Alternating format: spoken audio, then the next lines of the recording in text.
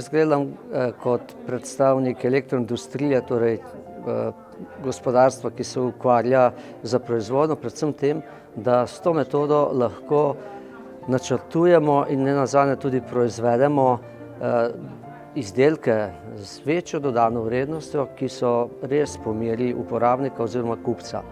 In prav tukaj ta metoda ali pa metodologija, če temu tako rečemo, pomaga s tem, da vključi vse možne ideje, predvsem stališča kupca, in tako izdelek, ki nastane potem v proizvodnem procesu, je dejansko tudi uporaben in po meri uporabnika.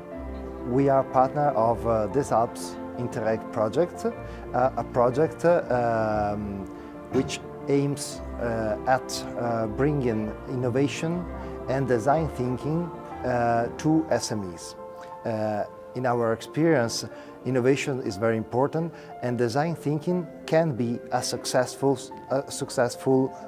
way for SMEs to innovate and to face the change they need towards Industry 4.0. Industry 4.0 is not only about technology. Industry 4.0 is a new paradigm. So SMEs must rethink their organization, rethink their relation with the suppliers, with the clients, with the products they are making.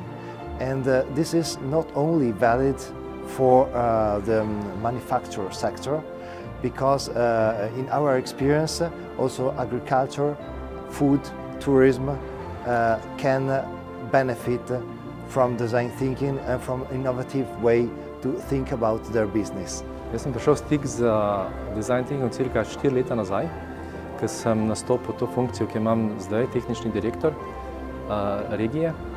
In tukaj je pomembno za mojo vlogo, da širim inovacije, in inoviranje v IBM-u ima predznak design thinkinga.